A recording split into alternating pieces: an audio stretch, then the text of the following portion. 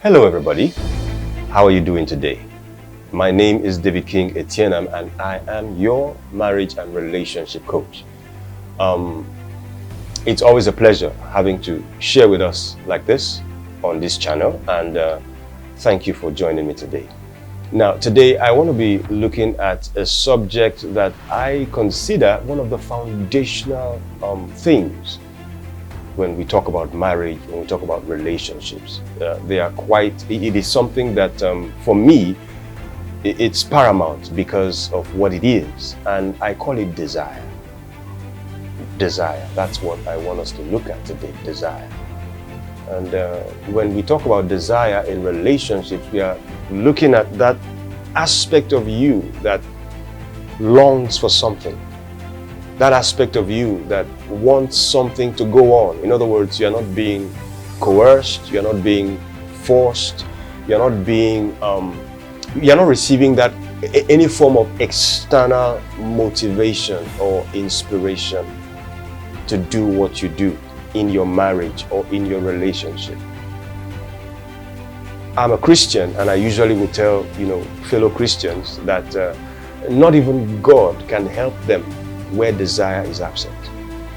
It's very important that we look at the subject of desire. And if I would begin from what the Bible says about David, I love that portion of the scriptures so much so because the Bible says, and David encouraged himself in the Lord. That was David having to face certain challenges and situations at some point in his life. And he didn't wait for someone to come motivate him. He didn't wait for someone to come inspire him or give him any form of push. The Bible says he encouraged himself in the Lord. And so that's my cue when I talk about desire. Do you have a desire for your marriage? Do you have a desire for that relationship? It's very, very, very, very, very vital. A couple walked in on me the other time. They needed counseling. They were going through some issues in their marriage.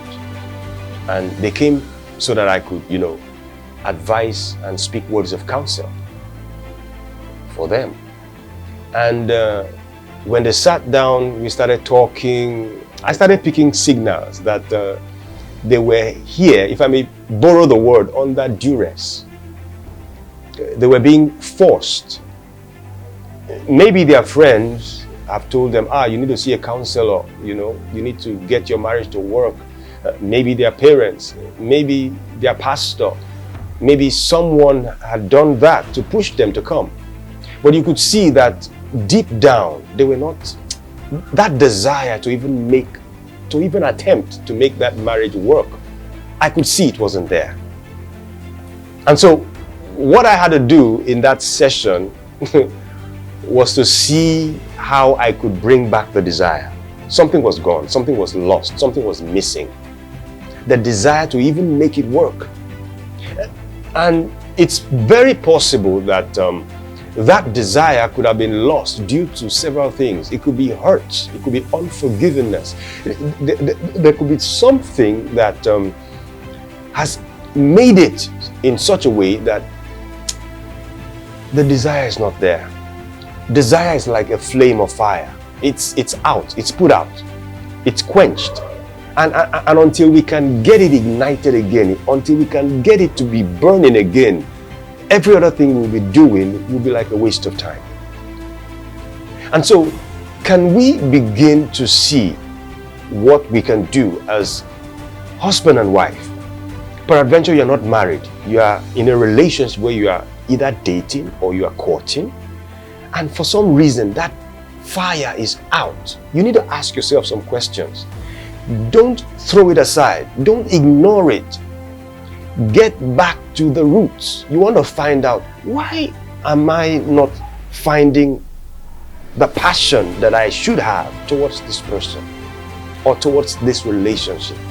Because until you identify it and deal with it, I usually tell married couples or even singles who are dating, I usually tell them, don't throw anything under the carpet. Don't take anything for granted. Don't look at anything as though it's unimportant. Everything that happens in your relationship is important. And so it's left for you to ask yourself, where did I miss it, or where did I disconnect? Because until you do and get that fire to burn on its own accord, then you will be dealing with desire, or you will be fighting with desire. And where desire is absent, that willingness, that will to pursue and to get your marriage or relationship to work will not even be there. And where it is not there, no counselor will be able to help you. No pastor will be able to help you. Like I said earlier, even God may not be able to help you. You see, because God, us, He created us like Himself. He is a free moral agent, and we are too. He created us human beings as free moral agents. In other words, we thrive best when we can thrive, or when we can, where we can make our own choices. I usually tell people that every human being has, or one of the things that every human being loves is that sense of self-dignity. Yes. And the truth about it is, anytime we begin to trample upon the dignity of our friends, partners, spouses, or even colleagues at work, we begin to tamper with that aspect of them that makes them regard themselves. So you see, God created us as free moral agents. And if there's one thing that every human being loves, is that sense of dignity. That sense that makes them know that they are in charge of their choices. And so when anything or anybody tries to impose choices on us, it makes us uncomfortable. And so we're trying to see how we can get you back, or get that desire to begin to burn again. Get that passion back. And that has to come from within you. It's not something anybody can put inside of you. It has to come from within you. And when it comes from within you, it makes you more relaxed. It makes you more comfortable. It makes you more secure to pursue anything that you are trying to pursue. And so, why am I talking about all of this? I'm saying something may have made that desire to vanish. And if you don't identify what that thing is, and get both yourself and maybe in some cases your partner to deal with it, you may just find out that you are struggling. So let's get back to the root. Why do you think you no longer see or have passion in your relationship or in your marriage? It's best for you to ask yourself, get an answer to that question, and if possible, work with your partner to ensure that that flame begins to burn again, because desire is very, very important. Why is desire important? Because in building any relationship or in building your marriage, it takes work. And that work has to do with steps. Your marriage, your relationship is like a journey. You are at a certain point and you are moving towards another point. And in that journey are steps that you and your partner will have to take. And if you don't have that desire, if you don't have that motivation, you will not yield yourself to take those steps that are necessary. And so it's not about do this to make your marriage work, do this to make your marriage work. Something precedes all of that, because if you don't have the right motivation, you will not take the steps. Or even when you take the steps, you will be taking those steps mechanically. It's not going to flow because that motivation or that inspiration is not coming from within you. And why is that not happening? Because desire has been tampered with. And so my word for us this morning is simple. You need desire. But if that desire has been lost, it is your place to investigate. You see, because no one knows you better than you do. Investigate, ask questions, go back and look in retrospect. And what has happened? What is missing?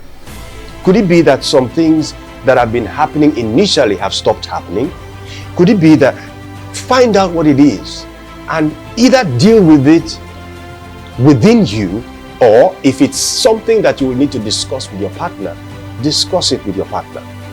And of course, discussing with your partner, there are a lot of other skills and issues that we will need to look at in another session.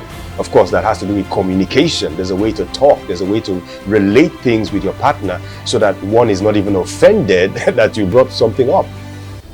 So at times when it has to do with communication, you are trying to deal with an issue and you just sparked up another. And so communication, later on we'll look at communication in one of our sessions. But today, I'm just trying to let us realize that there's something that is more important, or I call it like one of the foundational things that you need to get your marriage or your relationship to be intact, and that is desire. Work on your desire, build your desire, and you will find out that if that is in place, every other thing would naturally fall into place. So go get your desire working, and when we come back, we'll pick it up from there. I bet you the next thing we'll talk about is something that will take your relationship or your marriage from one level to another. Thank you for joining me today. I look forward to seeing you again on this channel. Bye-bye.